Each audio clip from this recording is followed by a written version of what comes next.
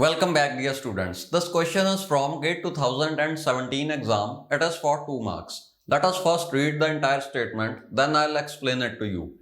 Question is saying, consider the C program fragment below, which is meant to divide x by y using repeated subtractions. The variables x, y, q and r are all unsigned integers. So you can have a look at the small code. It consists of only one while loop. Next line of the question says, which of the following conditions on the variables x, y, q and r before the execution of fragment will ensure that the loop terminated in a state satisfying the condition x is equal to y into q plus r. Okay, so we want to divide x by y. X divided by y. X is called the dividend and y is called divisor. Okay. Now we want to use the method of repeated subtractions. Let us discuss what is this method. See, if you want to multiply two numbers, say 7 into 4, then you can use the method of repeated additions. Keep on adding 7 to itself 4 times. So 7 plus 7 plus 7 plus 7 will be 7 into 4. Okay. That is 28. Suppose you want to divide 28 by 7 now. This can be done using the method of repeated subtractions. Keep on subtracting 7 from 28 until you get 0. Okay. So I am subtracting 7 every time and this is continued until I get 0. Okay. How many steps are required for reaching to 0? 1, 2, 3, 4. 4 steps are required. That means 28 by 7 will be 4. Okay. Let us see one more example. Suppose we want to perform this calculation 12 by 6. How many times can you reduce 6 from 12 to reach to 0? It is 2 times. So answer is 2. And let us see one more example. Last one. 13 divided by 2. So you can subtract 2 6 times from 13 and still you will not reach to 0. You will reach to 1 only. So 1 is the remainder and you have subtracted 2 how many times? 6 times. Okay. Quotient is 6 and remainder is left, which is 1. Now we have to stop here because 2 is greater than 1. Okay. This number is greater than 1, so 2 cannot be subtracted from 1. We will get something, some negative number. Okay, see, 21, 14, 7, then you get 0. You have to stop when you get 0 or something that is less than 7.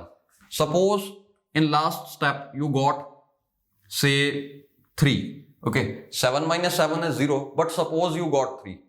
Then in next step, 3 minus 7 will be done. Okay. That means in next step you are going to get something that is negative. But we don't want negative numbers. So you have to stop here only. And you will declare that 3 is the remainder. Okay. Anyways, for this calculation, actually you got 0. That means there is no remainder. Okay. And answer is 4. Now let us analyze this code. First thing is, you are subtracting y in every iteration of the loop from r. So this seems as if this subtraction is performed. See, every time I am subtracting 7, okay, like this. And you can see 7 is the divisor. Here I am subtracting y, y is the divisor, okay. So it seems as if this line of code is trying to subtract some constant value in every iteration of the loop. What is this line doing? It is keeping a track of how many iterations have been performed. See, how did we get this 4? 1, 2, 3, 4. We counted the number of steps. So every time you increment q by 1 to register that one step has been completed. Okay. And what is this condition?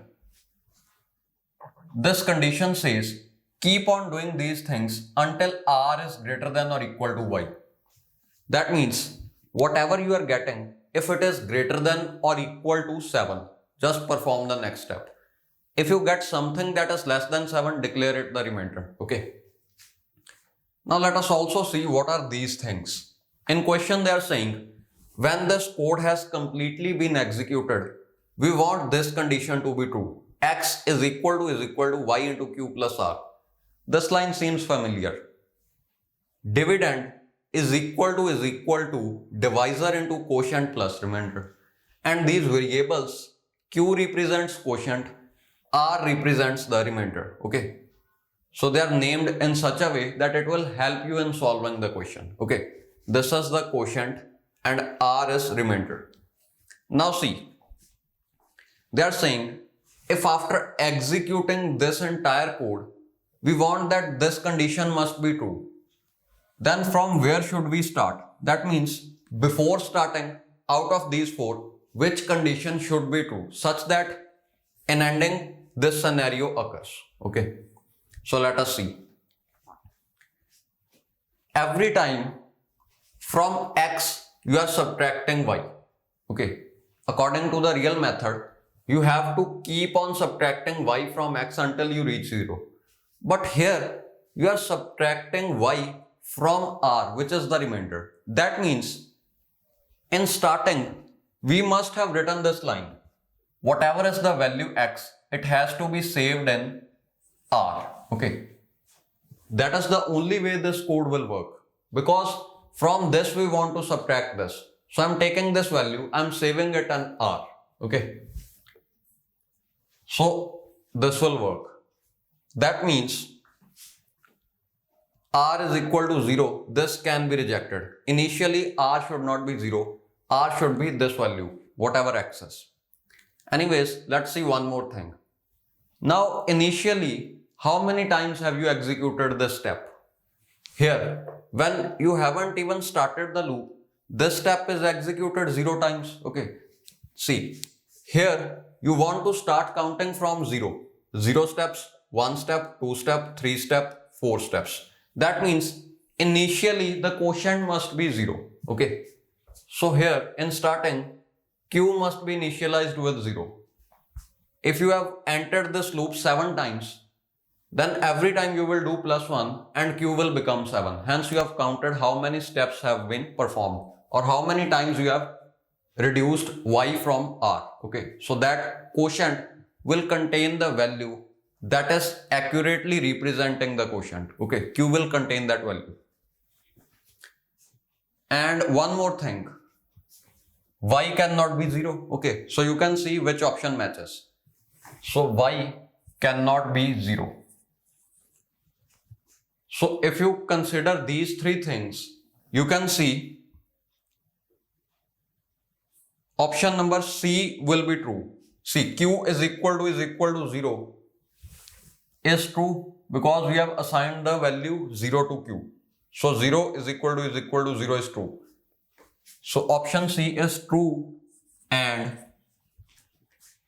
this one will also be true. True and true and true. This one is also true. So option C must be the answer. Okay. Okay, now let us just try to run this code using some numbers. Say we want to divide 7 by 3. Okay. So x is 7 and y is 3. Y must not be 0. This condition is true. So this is okay. And then whatever is the value of x, we are assigning it to r. Whatever is the value of x, it is assigned to r. That means r will become 7. Okay. And q is 0. Initially, q is 0. Now check this condition. R greater than or equal to y. This is true.